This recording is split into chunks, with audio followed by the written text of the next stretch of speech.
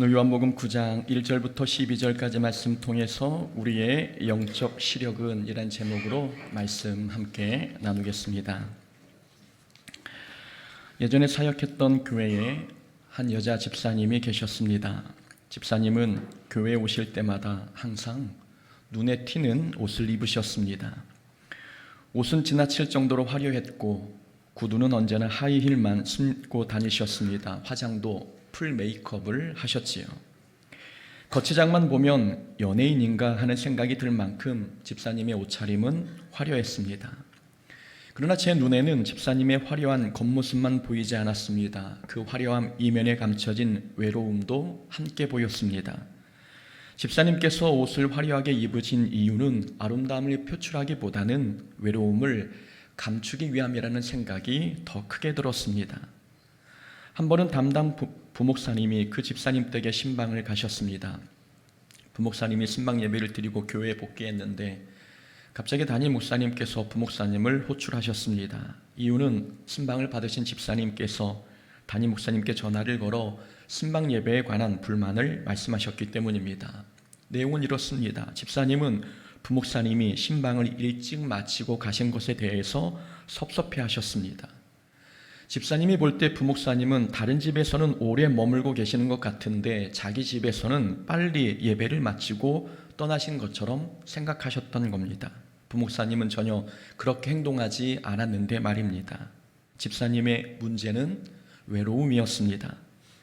부목사님의 신방에 문제가 있는 게 아니라 집사님의 채워지지 않은 외로움과 공허함이 문제였습니다. 집사님의 진한 화장과 지나치게 화려한 복장은 외로움을 감추거나 달래기 위한 방편이었던 것입니다. 이렇게 목회를 하다 보면 목사에게는 여러 가지의 눈이 있어야 함을 깨닫습니다.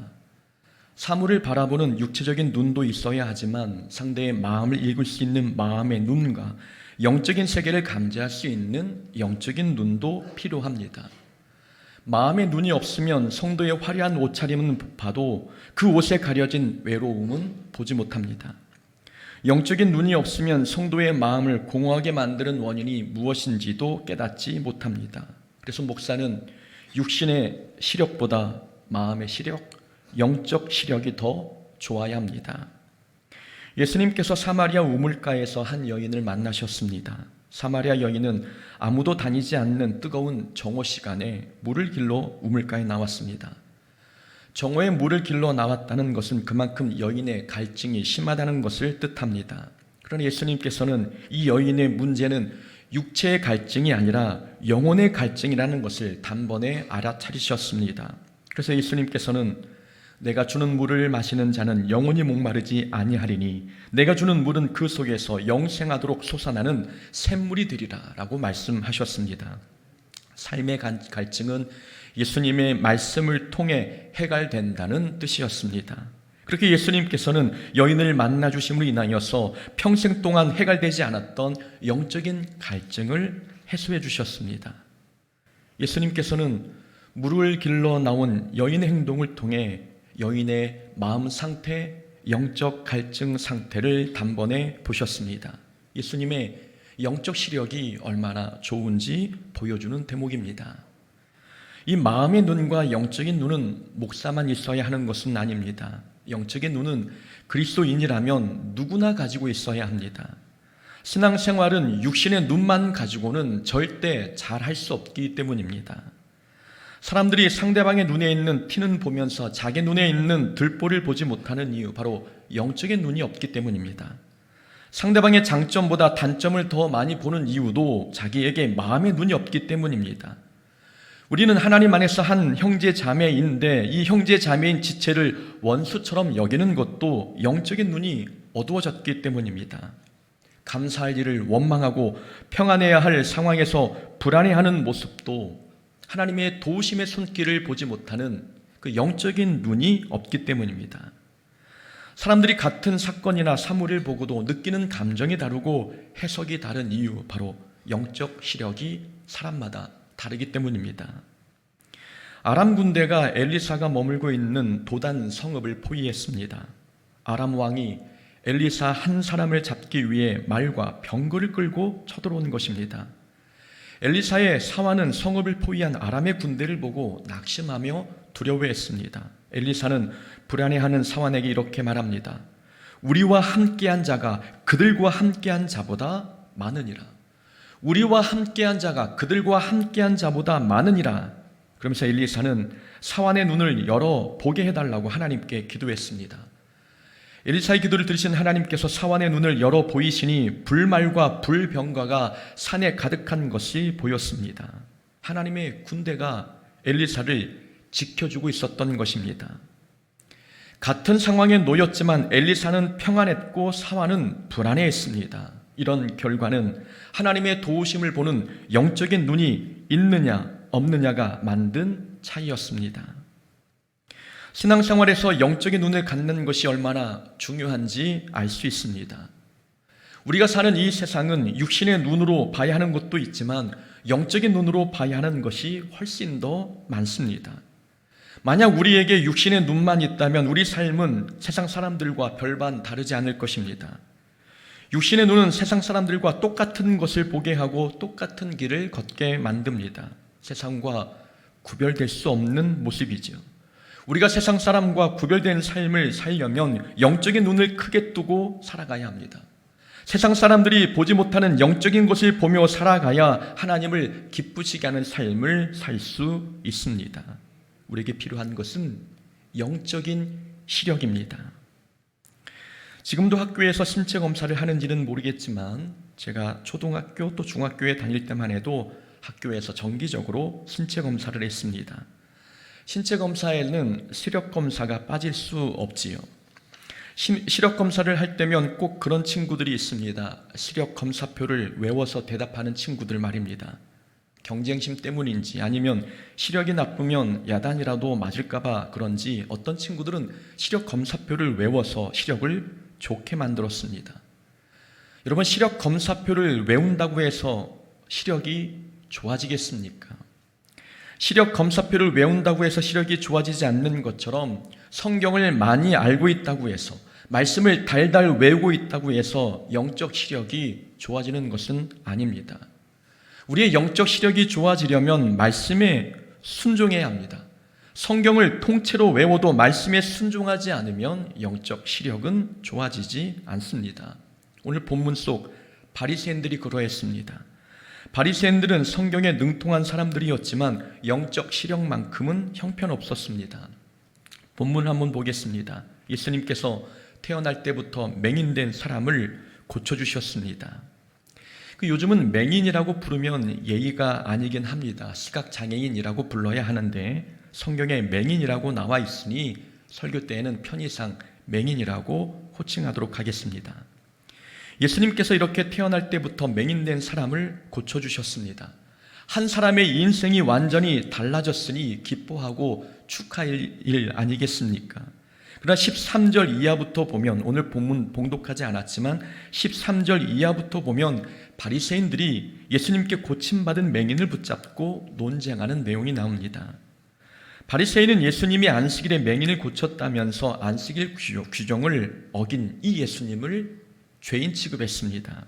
24절에서 말씀합니다. 우리는 이 사람이 죄인인 줄 아노라. 그리고 바리새인들이 22절에서 예수를 그리스도라고 고백하는 사람들은 출교하기로 결의까지 했습니다. 바리새인은 성경 말씀을 잘 아는 사람들입니다. 그러나 예수님이 구세주 되심을 성경을 통해서는 발견하지 못했습니다.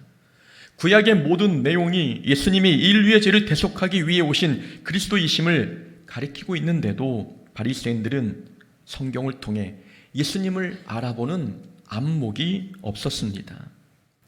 오늘 본문에도 예수님이 그리스도이심을 보여주는 증거가 많습니다. 예수님께서 맹인을 고쳐주신 장면을 보면 땅에 침을 뱉어 진흙을 이겨 눈에 발라주셨습니다. 그리고 진흙으로 바른 눈을 실로암 연못에 가서 씻으라고 말씀하셨습니다. 진흙을 눈에 바른 행동, 그리고 그 눈을 실로암 연못에 씻는 행동, 이 두 행동은 모두 예수님이 그리스도이심을 보여주는 증거들입니다. 땅에 침을 뱉어 진흙을 이겨 눈에 바르신 행동을 보면 어떤 사건이 떠올려지십니까? 흙으로 사람을 지으신 하나님의 창조 사역이 떠오르지 않습니까? 그러니까 예수님께서 맹인의 눈에 진흙을 바르신 행동은 예수님이 창조의 능력을 가지신 하나님이심을 보여주는 사건이었습니다. 진흙을 바르신 행동은 예수님이 창조의 능력을 가지신 분이심을 보여주고, 그래서 이 오늘의 기적은 창조의 능력을 가지신 예수님께서 날 때부터 맹인된 사람을 새로운 피조물로 재창조하고 계심을 보여주고 있는 사건이었습니다. 진흙을 바르신 이 사건만으로도 예수님이 우리의 구세주이심을 알 수 있습니다. 실로암 연못에 가서 씻으라고 말씀하신 이것도 예수님이 그리스도이심을 보여주는 말씀입니다. 예수님은 말씀만으로도 맹인을 고쳐주실 수 있었습니다. 그럼에도 예수님은 실로암에 가서 눈을 씻으라고 말씀하셨지요. 예수님께서 힌트를 주신 것입니다. 실로암이라는 명칭을 통해 예수님이 누구인지 발견하라고 힌트를 주시는 것이요. 실로암이라는 단어의 뜻은 보냄을 받았다라는 뜻입니다. 실로암의 뜻이 보냄을 받았다라는 뜻인 것처럼 예수님도 하나님으로부터 보냄을 받은 자라는 것을 보여주는 것입니다. 그러니까 실로암 연못은 예수님이 그리스도이시다, 하나님의 보냄을 받은 그리스도이심을 가르쳐주는 힌트였던 것입니다. 구약의 성경 전체가 예수님을 구세주로 증언하고 있고, 오늘 본문도 예수님이 구세주이심을 여러 증거를 통해 증언하고 있습니다. 그런데 바리새인들은 구약을 통해서도, 그리고 오늘 사건을 통해서도 예수님이 그리스도이심을 알아차리지 못했습니다. 성경을 많이 알고 있다고 해서 영적인 시력이 좋은 게 아니었습니다. 영적 시력은 성경 지식이 많다고 좋아지는 게 아닙니다. 영적인 시력은 머리에 있는 성경 지식이 순종으로 이어질 때 좋아집니다. 말씀을 삶에 실천할 때 지혜가 생기고 그 지혜가 영적 시력을 좋아지게 만듭니다. 그렇다면 우리에게는 영적 시력이 있습니까? 우리의 영적인 시력은 얼마나 좋을까요? 영적인 눈이 있기는 한 것일까요? 그리고 영적인 눈이 있다면 우리 삶에서 달라지는 것은 또 무엇일까요? 우리 오늘 본문에서 찾은 교훈을 통해서 우리의 영적 시력을 점검해 보는 시간이 되었으면 합니다. 우선 첫 번째로 영적인 눈이 있는 사람은 불행을 보는 관점이 다릅니다. 불행을 어떻게 바라보고 있느냐를 보면 그 사람에게 영적인 시력이 있는지 없는지를 알 수 있습니다. 불행은 죄의 징계로 얻은 게 아닙니다. 불행은 하나님의 영광을 드러내는 통로입니다. 예수를 잘 믿어도 삶에 불행이 찾아올 수 있습니다. 불행이 찾아왔을 때 어떤 사람들은 불행을 하나님의 징계로 해석합니다. 그래서 불행당한 사람을 보면 얼마나 큰 죄를 범했기에 저런 불행을 당할까라고 정죄합니다. 잘못된 해석이지요. 예수님 시대 때의 사람들은 불행을 죄의 결과로 보았습니다. 그래서 제자들이 예수님께 이렇게 질문합니다. 랍비여, 이 사람이 맹인으로 난 것이 누구의 죄로 인함이니이까? 자기니이까? 그의 부모이니까? 맹인이 앞을 보지 못한 상태에서 태어났으니 사람들은 분명 부모가 죄를 지었거나 아니면 본인이 죄를 지었기 때문이라고 생각했습니다. 그래서 예수님, 누구의 죄로 이 사람이 소경으로 태어났습니까? 자기의 죄 때문입니까? 아니면 부모의 죄 때문입니까? 라고 물은 것입니다. 제자의 질문에는 이미 불행의 원인이 죄 때문이라는 전제를 깔고 있습니다. 그런데 예수님께서 대답하셨습니다. 이 사람이나 그 부모의 죄로 인한 것이 아니라 그에게서 하나님이 하시는 일을 나타내고자 하심이라. 불행의 원인은 죄 때문이 아니라는 말씀입니다. 하나님이 하시는 일을 나타내고자 하심이라.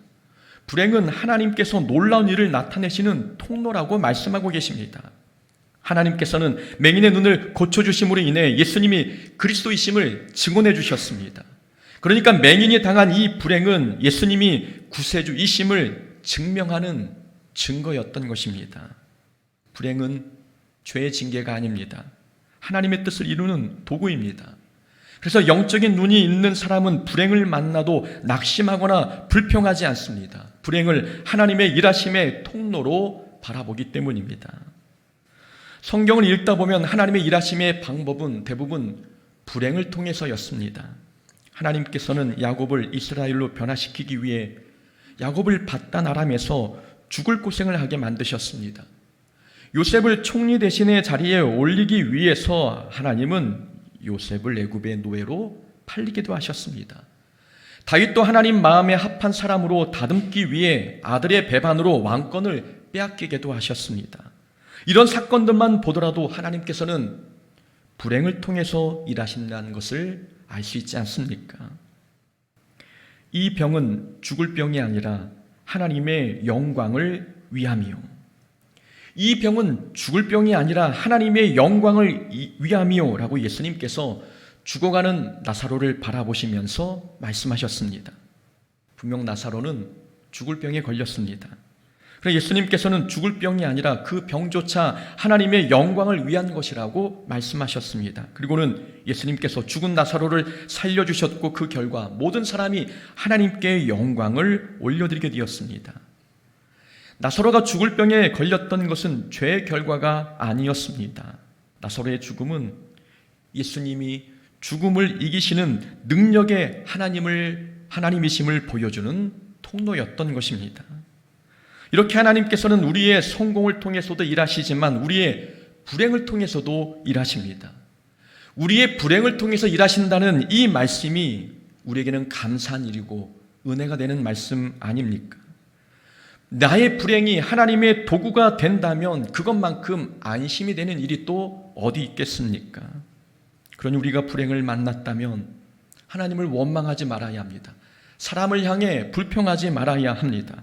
불행을 만나면 나의 불행이 하나님의 거룩한 뜻을 이루는 도구가 되게 해달라고 기도해야 합니다. 그리고 불행 속에 인내하고 기다려야 합니다. 하나님께서 나의 불행을 통해 어떤 거룩한 뜻을 이루실지 믿음의 눈을 크게 뜨고 기다리고 인내하며 바라봐야 합니다. 그리고 다른 사람이 불행을 당했으면 그 불행이 죄의 결과라고 정죄하지 말아야 합니다.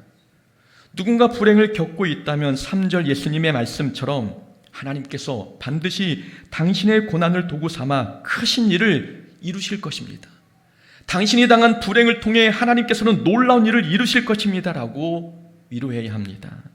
불행은 죄의 결과가 아니라 하나님의 일하심의 통로이기 때문입니다. 이렇게 영적인 눈이 있는 사람은 불행을 바라보는 관점이 다릅니다. 우리의 불행은 죄의 결과가 아닙니다. 그러니 불행을 당했다고 해서 죄책감 가질 필요도 없고 낙심할 이유도 없습니다.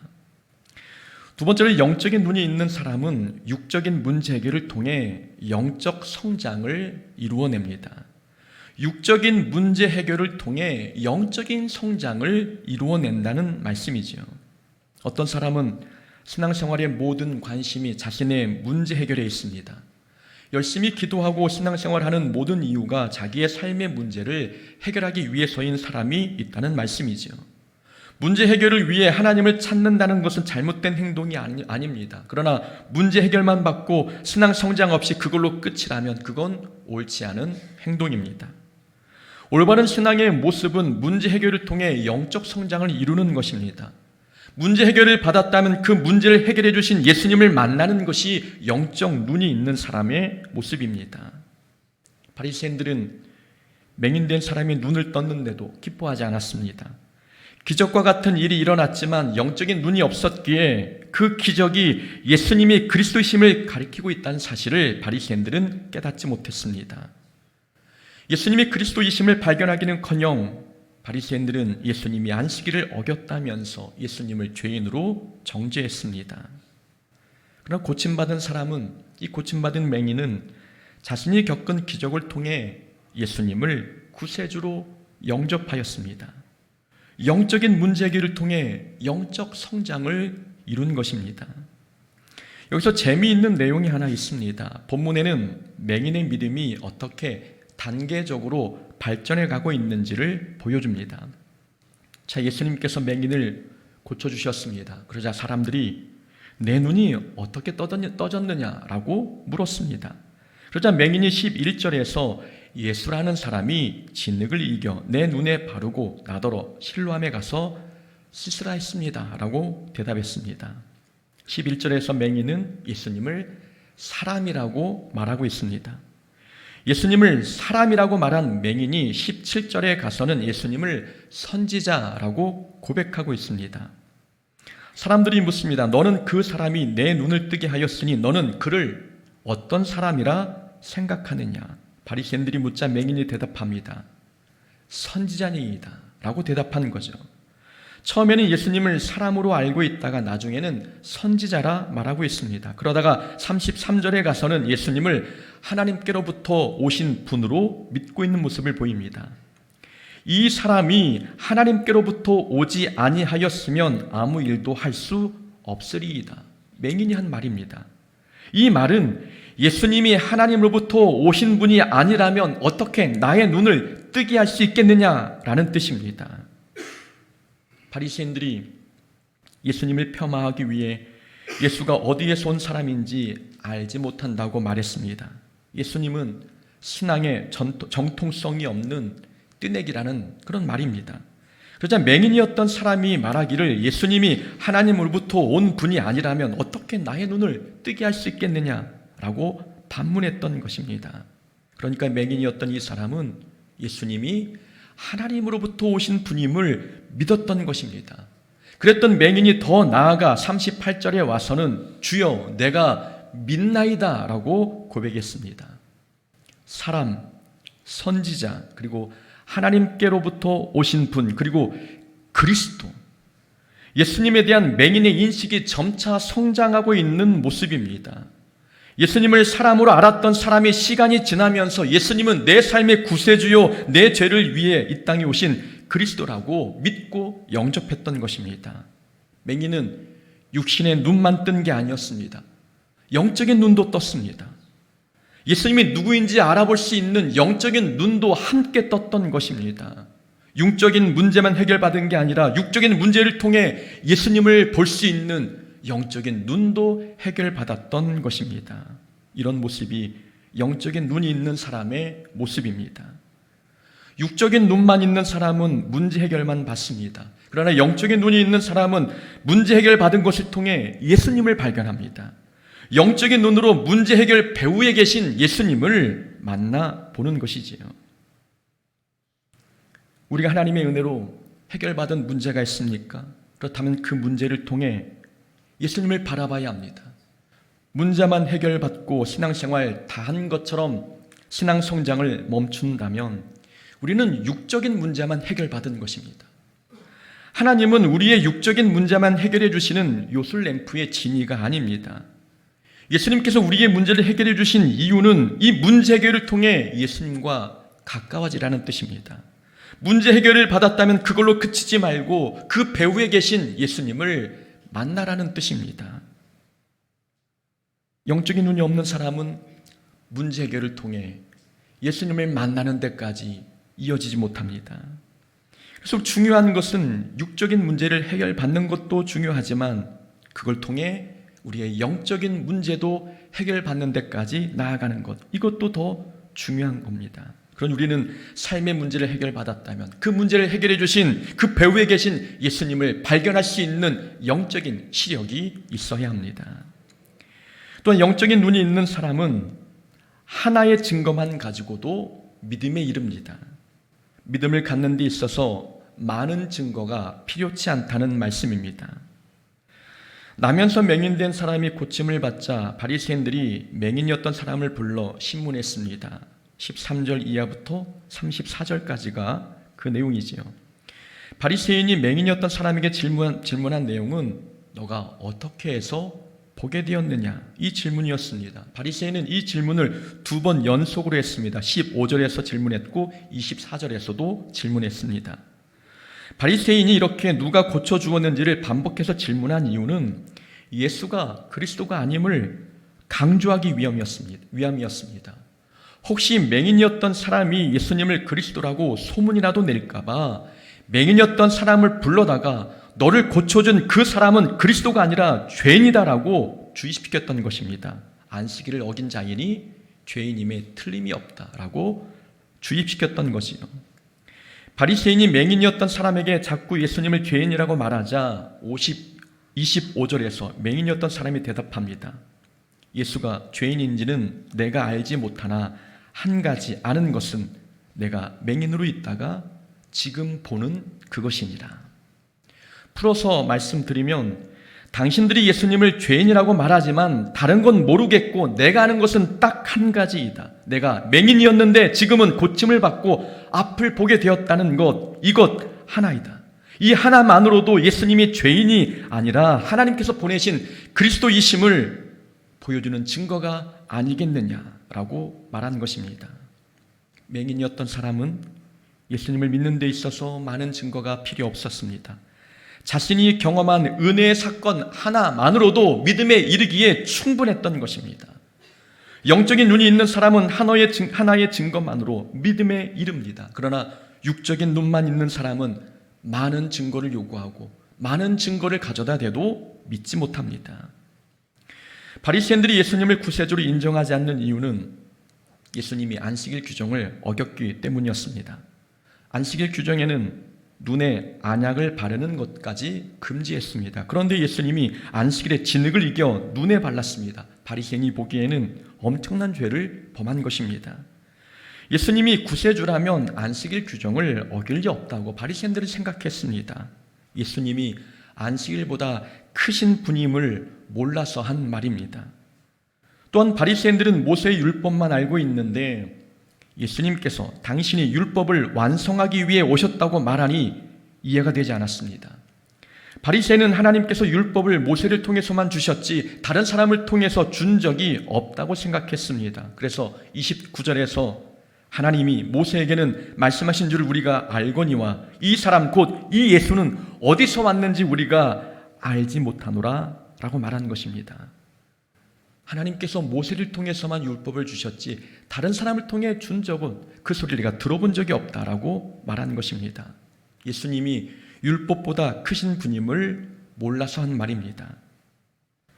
예수님이 그리스도가 아니라고 확신하는 사람에게는 어떤 증거를 보여줘도 믿지 않습니다. 앞에서 설명드렸듯이 오늘 본문에는 예수님이 그리스도이심을 증명하는 증거가 많습니다. 진흙을 이겨 눈에 바른 행동, 그리고 실로암 못에 가서 씻으라는 이 말씀, 모두 예수님이 그리스도이심을 보여주는 증거들이었습니다. 여기에 더해 하나의 증거가 더 있습니다.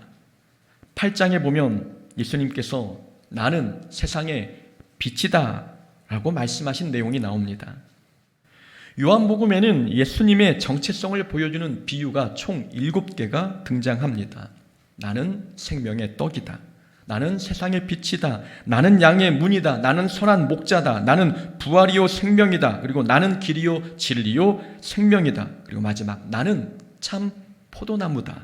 이 7개의 문장은 예수님이 이 땅에 구세주로 오셨음을 증명하는 비유의 말씀이었습니다.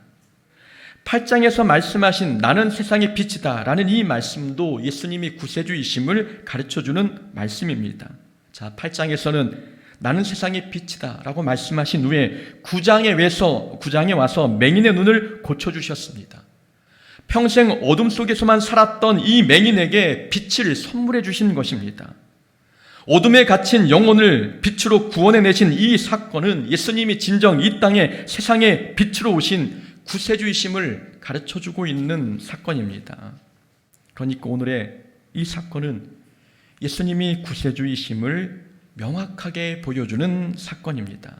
힌트만 준 게 아니라 아예 정답을 알려준 것이나 다름이 없습니다. 그래서 사람들이 예수님이 구세주라는 것을 모를 리 없습니다. 오늘 사건을 접하면 예수님이 정말 하나님이 보내신 구세주이심을 모두가 알 수 있는 사건이었습니다.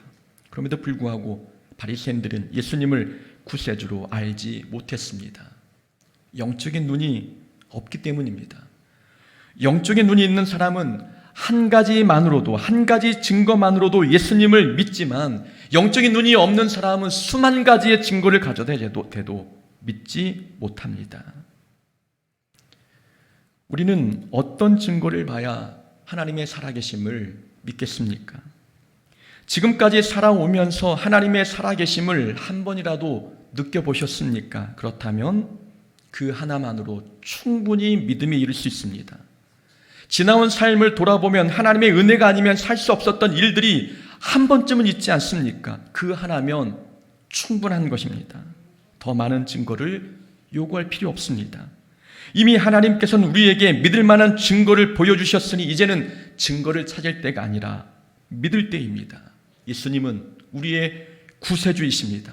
우리에게는 영적인 눈이 있기에 더 이상의 증거가 필요치 않고 이제는 예수님이 내 영혼을 구원하기 위해, 내 삶을 구원하기 위해 이 땅에 오신 그리스도이심을 믿어야 하는 것입니다. 영적인 눈이 있는 사람은 하나의 증거만 있어도 믿음에 이릅니다.